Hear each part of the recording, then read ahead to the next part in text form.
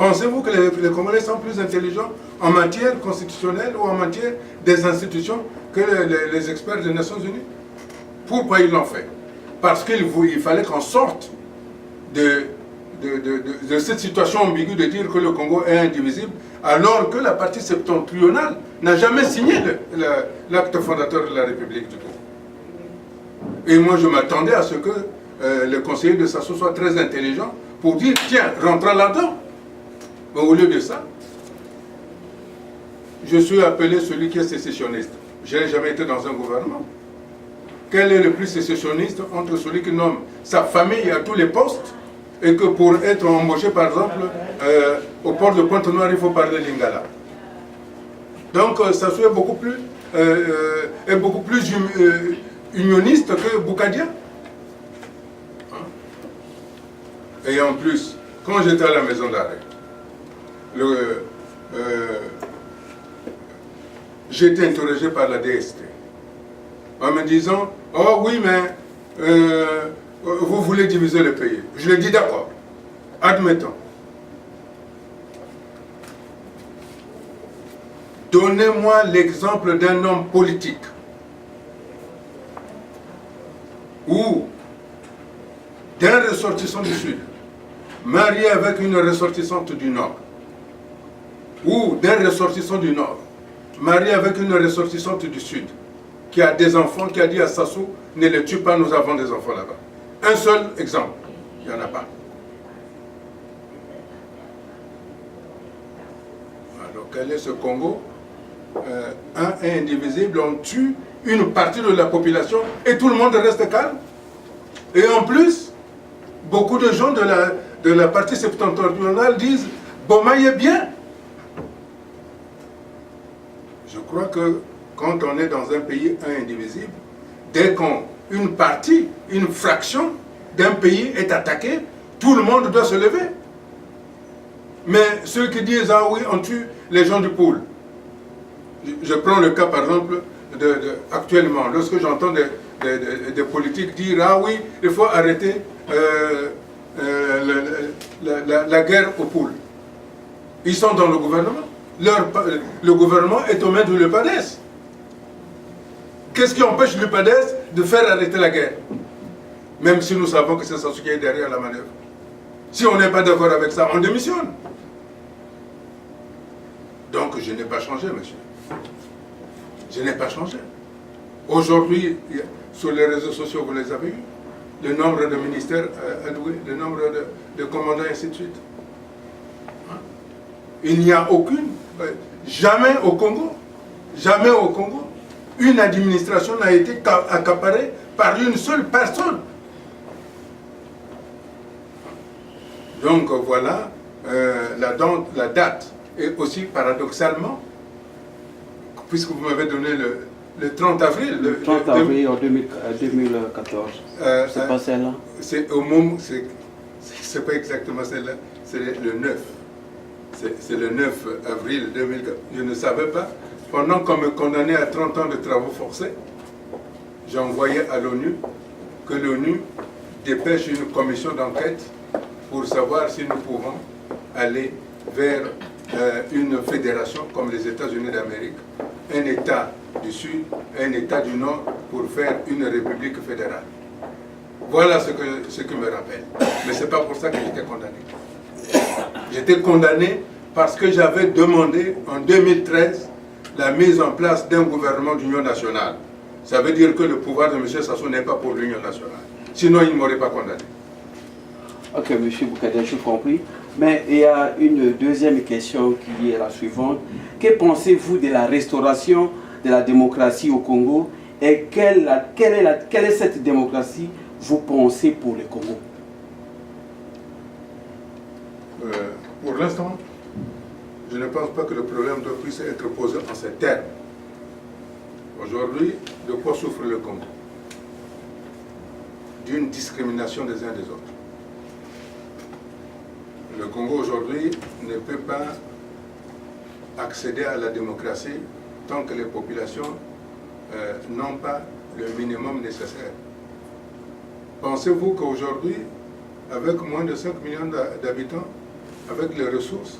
Les Congolais vivent avec moins d'$1 par jour. Vous pensez qu'avec cette pauvreté, vous pouvez faire la démocratie? Ce qui est important aujourd'hui, c'est la bonne gouvernance. Faisons une bonne gouvernance pour que toutes les catégories de Congolais au Congo aient accès au minimum vital. Lorsque nous aurons une bonne gouvernance, lorsque les Congolais seront en mesure de se soigner, de se nourrir, de se vêtir correctement, lorsque tous les Congolais seront en mesure de satisfaire les besoins vitaux de leurs enfants, à ce moment-là, nous pourrons parler de quelle démocratie. Moi, ce que je souhaite aujourd'hui, et ce que j'attends aujourd'hui, notamment ce que je suis venu chercher au niveau des États-Unis d'Amérique, c'est que les Congolais, les Congolais de l'étranger, avec l'expertise qu'ils ont acquis, puissent rentrer au Congo à la faveur de la conférence internationale qui soit sera suivie ou précédée de l'audition au Congrès, pour mettre ces talents que vous avez acquis ici au service du Congo, à l'exemple du Rwanda. Le Rwanda a été un champ de mines. Monsieur Paul Kagame a fait venir les Rwandais de l'étranger en leur donnant des responsabilités. Aujourd'hui, le Gabon, le Rwanda, est en train de survivre à lui-même. Or, toutes les intelligences congolaises sont à l'étranger. Comment voulez-vous parler de démocratie alors qu'au Congo, il n'y a plus personne qui peut parler de démocratie? Tous ceux qui sont là-bas courent après leur gain. Personne au Congo, quand il parle, oui, la démocratie, c'est une façon de dire à quel moment vous allez me donner ce que je vais mettre dans la poche. C'est la raison pour laquelle, cher monsieur, ce que je souhaite, et j'espère que je serai entendu, c'est que tous les Congolais qui sont à l'étranger, à la faveur du changement de la conférence internationale, puissent rentrer et que ces intelligences-là soient mises à la disposition du Congo pour avoir un mieux-être. Merci beaucoup, Mbouta. Je pense que je termine par là, sans pourtant dire que non, mais il faudrait que les Congolais puissent faire l'expertise dans ce qu'on appelle la démocratie. Posons-nous la question, est-ce que cette démocratie-là reflète notre société? Parce que ceux qui nous ont mené la démocratie, chez eux, ils ont 2 partis politiques, 3 partis politiques. Et ils ont parfois une seule langue. Alors que chez nous, nous avons la diversité des langues. Nous avons la diversité des tribus et d'ethnies. Alors, est-ce qu'il ne serait pas possible que le Congo aujourd'hui, l'élite congolaise puisse s'asseoir, de réécrire la démocratie au modèle du Congo? Parce que nous sommes une société qui est totalement différente de l'Occident. Ça, c'est mon point de vue. Parce que la démocratie qu'on nous a amenée, aujourd'hui, ça nous donne un champ dans le tribalisme, dans le régionalisme. Aujourd'hui, si je suis président, ce sont ceux qui sont à côté de moi qui peuvent être de mon côté. Donc voilà pourquoi aujourd'hui, l'élite ou les intellectuels congolais doivent bien réfléchir pour voir quelle est la démocratie qu'il nous faut pour notre pays. Parce que ce qu'on a fait, ce que nous avons aujourd'hui comme démocratie, et je vous assure, un jour vous allez dire que non, mais les gars là avaient raison, on n'ira nulle part. Parce que ça ne reflète pas l'image de notre société. Merci beaucoup. Vous savez, je pense que vous me rejoignez. Si j'ai bien compris, vous me rejoignez. J'ai dit ceci, il faut qu'on reparte à la base. J'ai dit, pour que, prenons le cas des États-Unis d'Amérique. Combien d'années ont-ils fait pour asseoir la démocratie dans ce pays? Plus de 200 ans, je pense. 200 ans. Voilà. Et je dis très bien, ce qui est important, c'est la bonne gouvernance. Quand vous parlez de la bonne gouvernance, on ne parlera pas de tribune.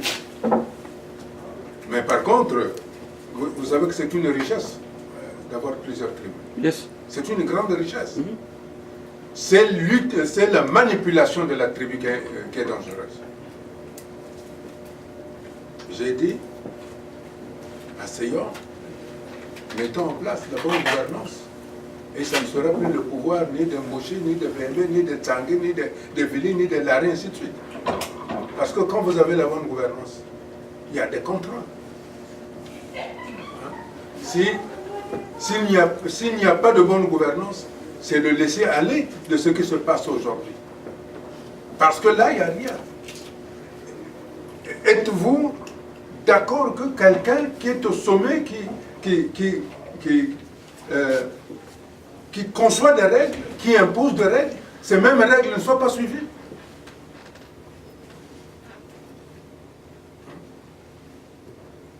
Il n'y a aucun contrôle. Moi, je ne suis pas contre les tribus, bien au contraire. Il y a un mois à peu près, en France, la première chaîne de télévision française passait dans chaque coin pour faire parler les gens en patois. Mais ça ne pose aucun problème. Parce que l'État est là pour garantir. Mais chez nous, quand nous avons fait la conférence, parce qu'il y avait des dérives, le président de Souba, quand il arrive, qu'est-ce qu'il fait? Il fait exactement la même chose. Il le met dans son cabinet, tous les siens. Et vous le savez qu'on licencie les gens par fax. Hein? Je n'invente rien, ça. Et Sassou, quand il vient, qu'est-ce qu'il fait? Il fait pire encore que le Souba. Puisque le Souba a fait pire que Sassou. Eh bien, donc, le Souba a montré à Sassou, ah, mais tu avais mal fait, moi je vais te montrer. Et aujourd'hui, quand il vient, il accentue. Voilà pourquoi je ne pense pas qu'il faut condamner les tribus. Ce qu'il faut condamner, c'est l'utilisation des tribus pour en faire une arme politique. C'est ça le danger. Mais moi je suis heureux, comme je disais à M. Efou, Yvan Efou, c'était le directeur de la maison d'arrêt avant qu'il ne soit changé. Il tenait absolument à ce que je parle lingala. J'avais dit non, je ne peux pas parler lingala, c'est une langue barbare. Ah, il me dit, ah, mais comment ça? Je dis, bon, donnez-moi un exemple d'un village de la partie septentrionale où l'on parle lingala. Un seul exemple. On ne parle jamais lingala dans les villages au nord. Lingala, c'est à Brazzaville. C'est à Brazzaville. Lingala, c'est à Kinshasa. À l'intérieur de la RDC, on ne parle pas lingala. C'est une langue qui a été utilisée à l'époque par des mercenaires. Et vous constaterez que la plupart de ceux qui parlent le lingala, c'est des voyous. Mais quand vous parlez votre langue maternelle, que ce soit du nord ou à l'intérieur, vous avez une intonation de tranquillité, de paix. Mais quand vous parlez le lingala, vous êtes obligé d'être vite. Et puis, beaucoup de choses. C'est comme, par exemple, chez les Juifs, on n'insulte jamais en hébreu. Parce qu'il n'y a pas d'injure en hébreu. Et il y a certaines langues au Congo où il n'y a pas d'injure, on est obligé d'utiliser une langue. C'est pour ça que le Congolais en lui-même, le qualificatif congolais, c'est un étymon. C'est-à-dire le terme congolais n'existe pas en français.